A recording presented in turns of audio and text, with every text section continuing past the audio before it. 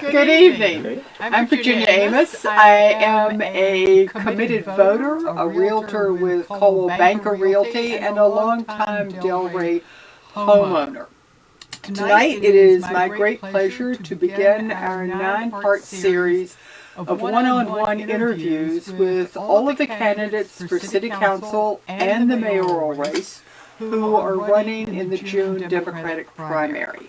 The Zebra newspaper and ZTV does not endorse any candidate, but offers this rather as a public service. Just a little bit about our setup. The interviews are being conducted in our studio or via Zoom, depending on each candidate's preference and availability.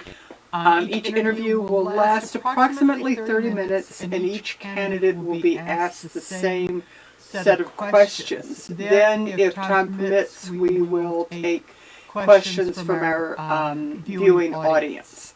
And finally, I am not a journalist nor a political junkie, but rather an interested citizen who values participation in the electoral process. So with that, I am delighted to be here with Kirk McPike tonight. This is an actual in-studio interview. So here for vaccination. That's right.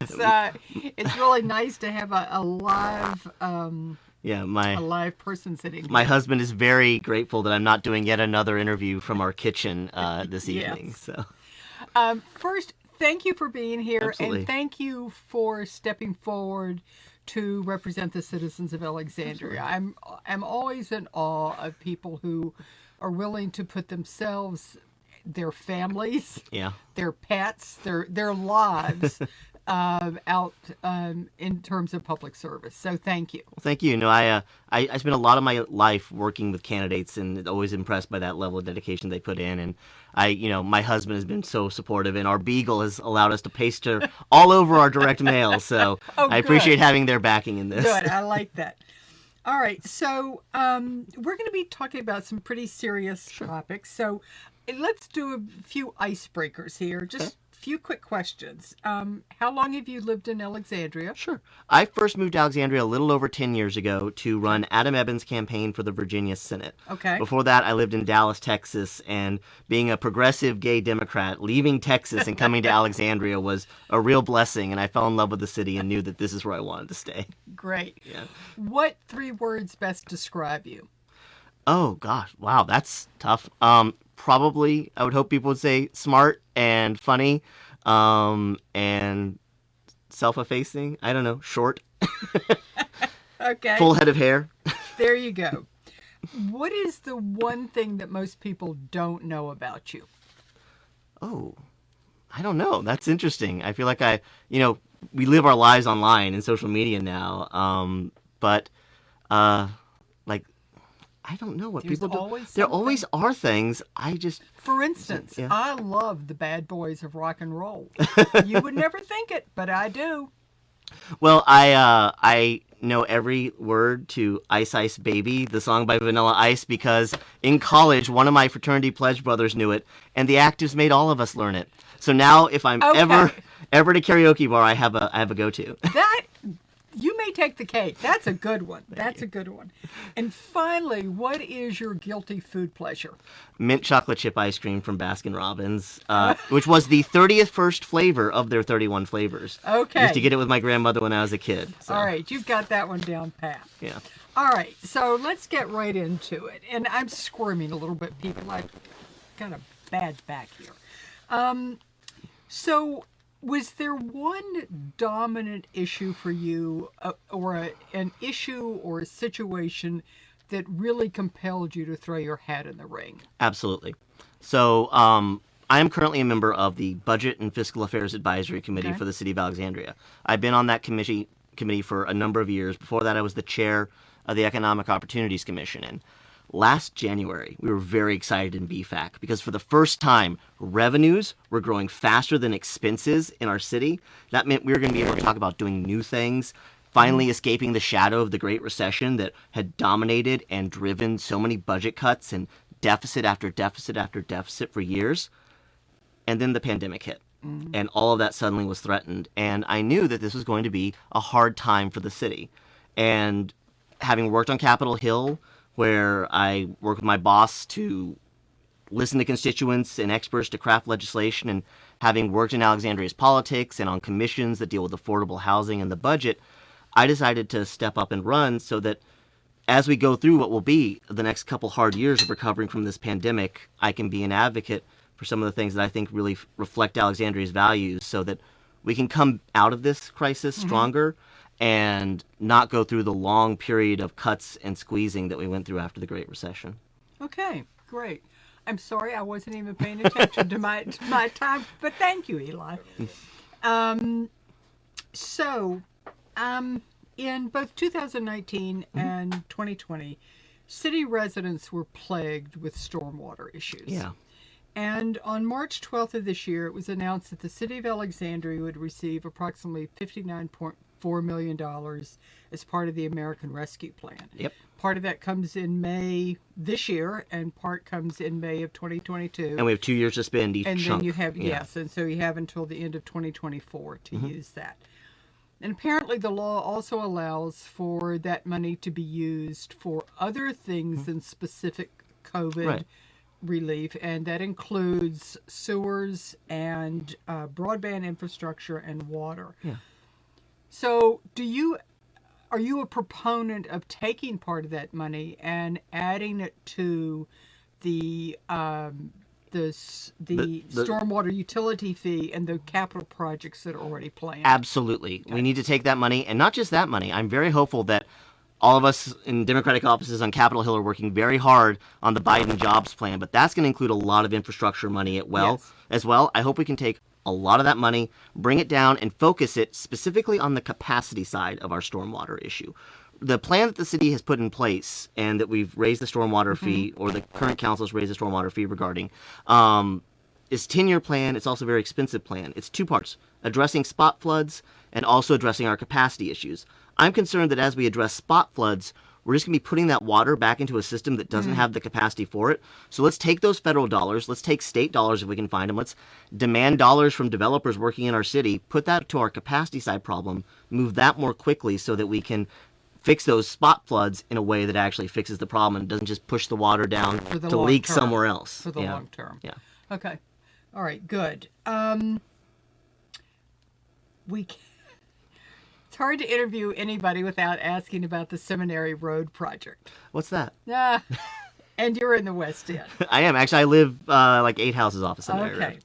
So knowing what you know now and knowing what I think all of us have learned over the past year, do you advocate for leaving it as it is, reversing it completely, or making modifications? So I don't think we should address the road right now, because that intersection of Howard and Seminary is going to change in the very near future when Inova Hospital relocates to the Landmark Mall site. Well, very near future. Well, it's 7 years, but that's in government time. That is seconds, right? Interesting. But no. Look, it's $700,000 to switch the road back. Right. That's a lot of money, particularly in a post-pandemic budget that we're going to be facing. So I don't think we should spend money like that when we don't know what the future needs of the road are going to be, because we may need to come back and just spend money on the road again after we've seen the reconfiguration of the current Landmark site. I think there are a lot of flaws in the process that led to the Seminary Road decision. I think that I would have preferred probably a different configuration, but one that included pedestrian safety, biker safety, things of that nature. But right now, I think that we're not in a place to change the road back, and we certainly can't change the road back in a way that would remove any of the safety features that have been added to it. So let's see what it looks like when we've moved the hospital and see if the road is serving the needs of Alexandrians then. Okay. All right. Another hot button issue, and one that I really don't know a lot about, is the co-location housing. Sure. That is kind of bubbling up. Specifically any kind of housing on school grounds. Sure. So part of my interest in this is I am not a parent of school-age children. Nor am I. So I'm kind of like, how does this affect me? should I be worried for families that are parents? Yeah.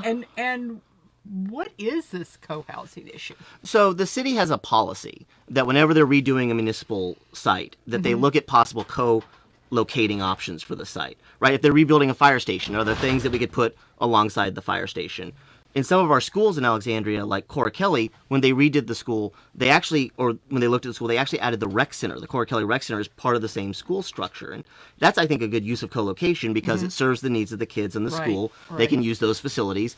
I would love to see us co-locate a competition-sized swimming pool at Minnie Howard or one of our other campuses that the public could have use of, but also that our swim team could use to make sure that they're getting as much exercise and much practice in a properly scaled pool as possible.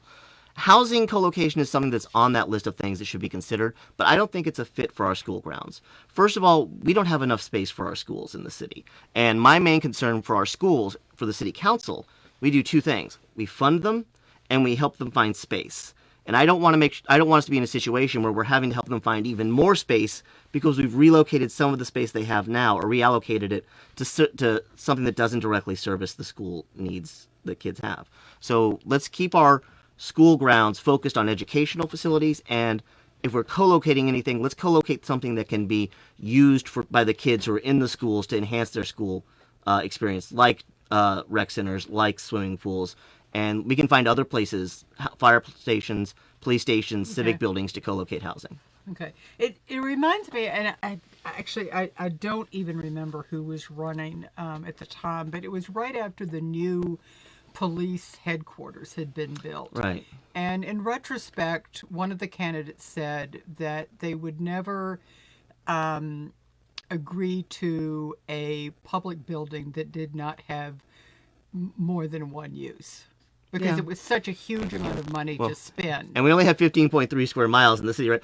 You know, the pool, if we want to put a pool at a school, it's $15 million. If we want to go find the land for the pool, it's $100 million. So I think it's cost effective to co-locate things like that. Okay, well that makes sense. Okay, and finally, and this is I think something that speaks to both kind of the Seminary Road issue and the whole thing around the co-housing. And let me preface this by saying, yesterday on social media, there was this giant kerfuffle around a mother duck and her babies who were on the roof of a restaurant in Old Town. And it went through. I didn't see that. It's a good thing you didn't, because it went through everything about from the owners of the restaurant wouldn't let anybody up there, and they were curmudgeons, and we needed to call the police. It just went. It was. You talk about something that just exploded. I mean, talk fake news. They didn't want to co-locate duck housing on their restaurant. No, they didn't want to duck. But kind of the whole thing about how out of whack things can get and how rumors get spread and where do you get the real information that you need. So part of that is, how do you understand your relationship as a city council member? Yeah. We don't have wards. Right. So essentially you're representing the entire city, but yet the needs of, say, citizens in Old Town can be very different than they are from the West End. How do you get the feedback you need? How do you consider all of those needs? And how do you see your role on city council? Yeah, so I think one of the skills I hopefully bring to this is, as a chief of staff to a member of Congress on Capitol Hill, we have a district of 750,000 people that includes 4 cities and an unincorporated area, 3 cities and an unincorporated area. No, 4 cities and an unincorporated area. And we hear a lot of different opinions and a lot of different needs and a lot of different requests. And one of my skills is helping the congressman look at what's necessary for each individual part of our city or our district, making sure that he gets out and is talking to people in different parts of our district, and trying to make sure that the people that we're listening to are actually speaking for the most people and aren't just the loudest people in the room, which often aren't always the same people.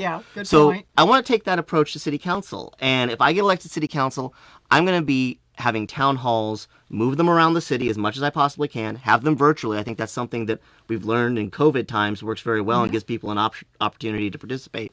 And go out there and listen to people in their neighborhoods, meet with the civic associations, meet with Tenants and Workers United, and just make myself available. Because as a city council person, my role is to be both someone who can explain to the residents of Alexandria why the city is doing some of the things it's doing, and also be an advocate to the city of Alexandria for things that are of concern to residents. And I think that the fact that we're all elected citywide is actually a strength of our system, that allows us to take a holistic view of the city. I think the stormwater issue we have reflects that. When you have a stormwater issue in one part of the city, like the flooding occurs in certain areas, every member of council has to deal with it because we all represent them. If we're trying to double and then double again the stormwater fee for one part of the city in a city with wards, I think the people in the other wards might ask, well, what is my constituency getting out of this massive increase in their taxes? So I think that's a strength that we have. Also, we're 15.3 square miles. There are a lot of different Alexandrias in that 15.3 square miles, and we need to make sure to work to make each of them the best possible Alexandria it can be. And I think that my skills that I've learned on Capitol Hill will help me do that. That's interesting because I know that there has been kind of a push to go back to a ward system. Yeah, I think it bubbles up every now and then. And I've thought it was a good idea at some time, but I like your response to that. That helps explain perhaps why we don't need it. And I was talking with Bill Rosello earlier and saying that I'm a big proponent of the local civic associations of the city. And I think they are a wonderful source of information if people really want to. We've been having a lot of forums with civic associations. Good. They've been very informative and a lot of fun. As fun as listening to 13 politicians answer questions one after another can be. But I'm sure you've gotten a wide variety of. You absolutely do. And also, I've knocked on over 1,000 doors in this campaign all over the city. And I've heard from people from all walks of life and all different parts of Alexandria what matters to them. And it's very interesting to hear what they're talking about as opposed to some of the things that, like you say, the ducks that bubble up online, right? And that just explode. And Exactly. the information is just so totally wrong. And you can't control the news cycle. I learned that very, very long ago when I was running political campaigns for other candidates that maybe you're doing a great event for your candidate, but if a kangaroo escapes from the zoo and hops down a highway, which happened to me once, that's going to lead the news no matter how good your event was. Yeah, boy, that's a tough one. Yeah. That's a tough one. So as we wrap up here, tell us why you want to be on council and why you think you're the best candidate. Absolutely. I think Alexandria's future can be even brighter than its present. This is a great city with diverse communities, beautiful neighborhoods, our historic old town, wonderful restaurants. We have so much going for us. But we have challenges that lie ahead of us, and we need to make sure that we get past them. The first and foremost one is this COVID-19 pandemic. So many people in our community have lost their income or lost their jobs. So many of our businesses have closed, and so many of our kids are now going into a year and a half of trying to learn algebra through a Zoom screen, which I don't think I could possibly have done. So when the next council comes to session in January, we need people who can hit the ground running on day one, focus on getting us past the lingering effects of the COVID-19 pandemic. That means supporting our social services. That means supporting our schools, giving them the funding they need to help students catch up. That means helping our businesses that have survived stay profitable and bringing new businesses in to diversify our tax base so we don't have to put so much weight on our residential homeowners when it comes to paying for things in our city.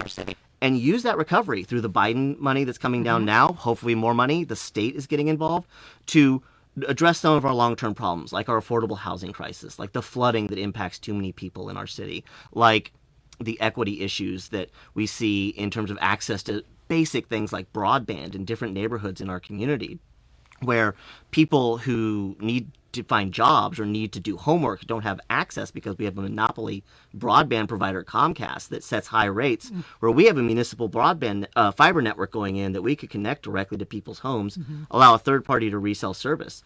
I'm sorry, going off in the weeds. Broadband's a big issue to me. Comcast's monopoly needs to be broken in this I in this think city. there are a lot of people that would agree with you on that one. But we can use the recovery to address a lot of these things and Okay. get past this, and then really take on what we need to make sure that Alexandria continues to get better, and that the people who live in our city today can be a part of our city in 10 years, because we've addressed the flooding that affects their homes, because we've made sure the schools are giving their kids a good education, and we made sure that we've addressed our housing issues so they're able to continue to afford to live in the city.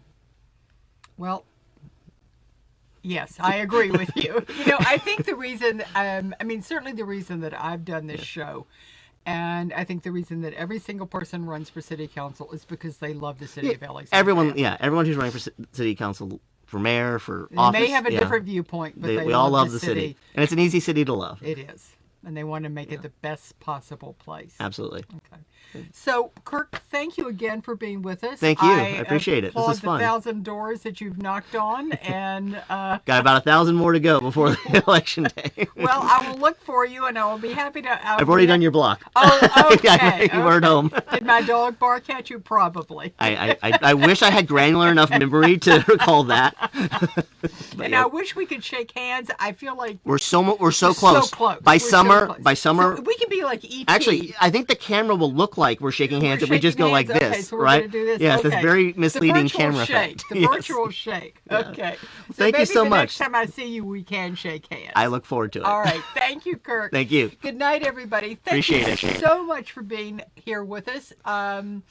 We will be here again tomorrow night at 8 o'clock and at 8:30 with 2 more candidates for City Council. And I hope you'll tune in and be here with us. Thank you. Thank you.